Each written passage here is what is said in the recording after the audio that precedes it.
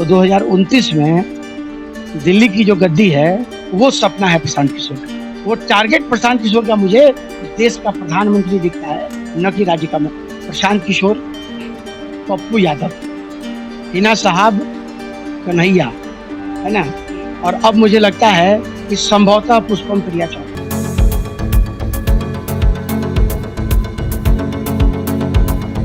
नमस्कार, आप देख रहे हैं फाइनल पोस्ट व्योम के साथ। जी, विगत दिन प्रशांत किशोर ने यह दावा किया है कि मैं 1 करोड़ अपने संस्थापक सदस्यों के साथ आगामी 2 अक्टूबर को पार्टी का घोषणा करूंगा। उसी के ऊपर आज पूर्ण विश्लेषण करेंगे अपने एडिटर इन चीफ के साथ। आ गए हैं सर पटना से, तो स्वागत करते हैं सर आपका फाइनल पोस्ट। धन्यवाद। आपको क्या लगता है, इस पे आपकी क्या राय है जो प्रशांत किशोर ने कहा है कि आगामी 2 अक्टूबर को वो 1 करोड़ संस्थापक सदस्यों के साथ पार्टी की घोषणा करेंगे? अब देखिए, संस्थापक सदस्य 1 करोड़ होंगे या उससे ज्यादा या कम होंगे, ये इसका कोई लिटमस टेस्ट तो है नहीं कि कोई आदमी ये बता दे कि साहब कितने होंगे। लेकिन 2025 का जो चुनाव होगा उसमें प्रशांत किशोर जो फैक्टर है, उस फैक्टर को आप ओवरलुक नहीं कर सकते हैं। वजह उसकी ये है कि प्रशांत किशोर एक इलेक्शन स्ट्रेटेजिस्ट हैं। राजनीतिक तौर पे उनकी पकड़ जो है वो वोटर, जिस तरह से आपको याद है ना कि वाशिंग पाउडर निर्मा प्रचार रटा दिया जाता था, तो इनके जो आई पैक के मेंबर्स हैं वो, हम लोग मनोविज्ञान में पढ़ाते हैं विस्मर कैंपेन। विस्मर कैंपेन का मतलब होता है कि घूरा लगाओ ना, घूरा जाड़ा के दिन में लोग घूरा घूरा तापते हैं, तो घूरा तापते हैं, वहां अगर 10 आदमी 20 आदमी बैठा हुआ है तो वहां एक आदमी अपना कोई घुस गया और कोई चर्चा छेड़ के उसको अपने विषय वस्तु पर ले आता है और लोगों को कन्विंस कर देता है और लोग उसकी बात से कन्विंस हो जाते हैं।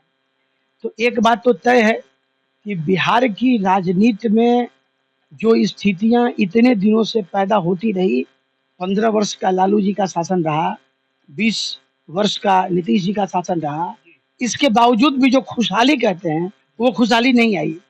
तो ये चीजें जो है ये जनता को बताने में प्रशांत किशोर कामयाब हो गए हैं और इसका फायदा निश्चित तौर पे प्रशांत किशोर को मिलेगा।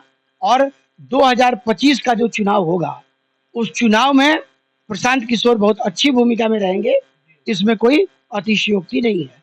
तो यदि प्रशांत किशोर ये दावा करते हैं कि 2 अक्टूबर को वो 1 करोड़ संस्थापक सदस्यों के साथ अपनी पार्टी प्रारंभ करेंगे, तो मुझे लगता है कि इसमें कोई गुरेज नहीं होना चाहिए।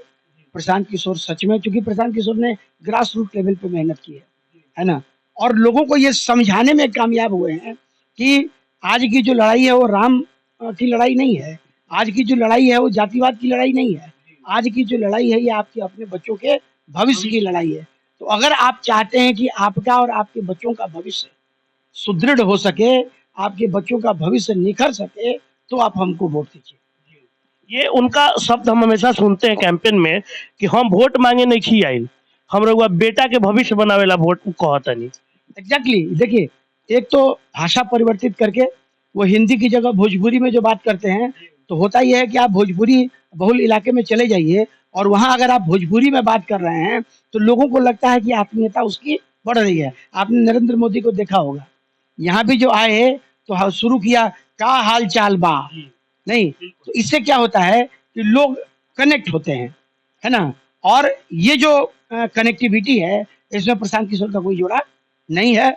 और निश्चित तौर पे आप ये मान लीजिए कि 2025 का जो चुनाव होगा उसमें प्रशांत किशोर की भूमिका जो है वो बड़ी अहम भूमिका रहेगी। मतलब एज ए मुख्यमंत्री का चेहरा प्रशांत किशोर रहेंगे? देखिए, मुझे नहीं लगता है कि प्रशांत किशोर अपने आप को मुख्यमंत्री के तौर पर प्रोजेक्ट करेंगे। मुझे लगता है कि प्रशांत किशोर का गेम कुछ और है। यदि बिहार में प्रशांत किशोर अपनी सरकार बना लेते हैं तो 2029 में दिल्ली की जो गद्दी है वो सपना है प्रशांत किशोर का। अच्छा, मतलब प्रशांत किशोर को केंद्र सपना है। देखिए, प्रशांत किशोर की जो राजनीति है उस राजनीति को समझिए। प्रशांत किशोर की राजनीति, प्रशांत किशोर ने देश के हर हिस्से में, इस बार भी जो ये चंद्रबाबू नायडू की सरकार बनी उसमें प्रशांत किशोर की जो कंपनी थी उस कंपनी का बहुत बड़ा रोल रहा, आईपैक का बहुत बड़ा रोल रहा। तो प्रशांत किशोर ने तमिलनाडु में काम किया, प्रशांत किशोर ने तेलंगाना में काम किया, प्रशांत किशोर ने आंध्र प्रदेश में काम किया, पश्चिम बंगाल में काम किया। प्रशांत किशोर ने 2014 में नरेंद्र मोदी के साथ काम किया, है ना।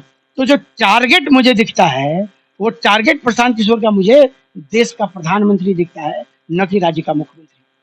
जी, एक चीज और साफ कर दीजिए कि जो मतलब 2025 की जो चुनाव होगी उसमें प्रशांत किशोर अकेले रहेंगे, आपको क्या लगता है अकेले रहेंगे, कुछ लोगों के साथ रहेंगे, कुछ वैसे लोग को मिलाने में कामयाब होंगे जो लालू जी से भी नाराज हैं, नीतीश जी से भी नाराज हैं, इस तरह के कुछ लोगों को अपने पास लेंगे क्या? देखिए, आज से मुझे लगता है करीब 2 महीने पहले हम लोगों ने एक वीडियो शूट किया था और उसमें हम लोगों ने चर्चा की थी प्रशांत किशोर, जी, पप्पू यादव, जी, हिना साहब, जी, कन्हैया, है ना? जी। और अब मुझे लगता है कि संभवतः पुष्पम प्रिया चौधरी, अच्छा, प्लूरल्स पार्टी में। प्लूरल्स, जी, ये मुझे लगता है ये सारे मिलके एक मंच पे आएंगे। आएंगे। हालांकि प्रशांत जी ये दावा करते हैं कि हम अकेले अपने दम पर चुनाव लड़ेंगे, 243 सीट पर लड़ेंगे, है ना? तो ऊंट किस करवट बैठता है ये तो देखते हैं, क्योंकि पप्पू यादव ने भी अपनी पार्टी का पूर्ण विलय कांग्रेस के साथ कर दिया। हालांकि कांग्रेस ने उनके साथ धोखा किया, है ना?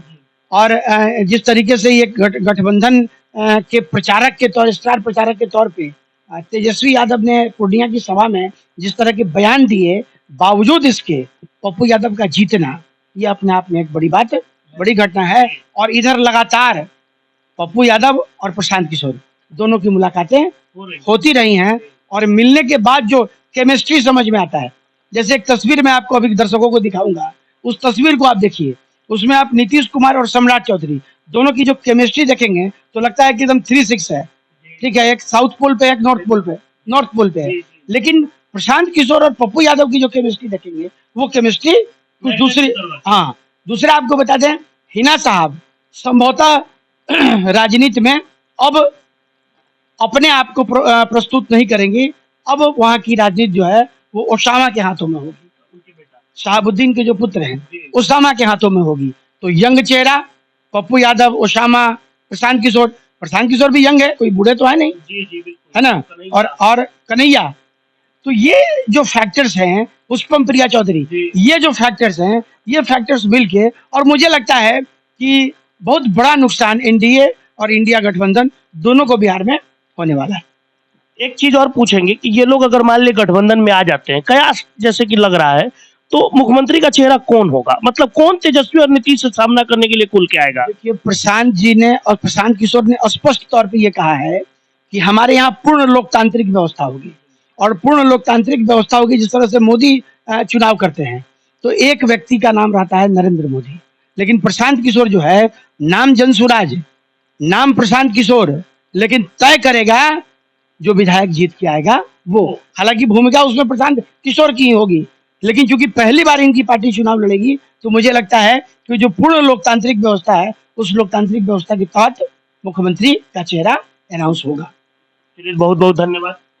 आप देख रहे थे पूर्ण विश्लेषण, किस तरीके से प्रशांत किशोर क्या करेंगे, बिहार की राजनीति किस करवट बैठेगी, देखते रहेंगे। आप लगातार बने रहिए हमारे साथ, अपना राय जरूर दे कमेंट बॉक्स में। अगर हमारे चैनल को लाइक नहीं किए हैं तो कर लीजिए और सब्सक्राइब भी कर लीजिए, और घंटी वाली आकृति दबाना ना भूले, क्योंकि हमारा जो अपडेट है सबसे पहले आपके पास पहुंचे। देखते रहिए फाइनल पोस्ट, हमें दीजिए इजाजत, धन्यवाद।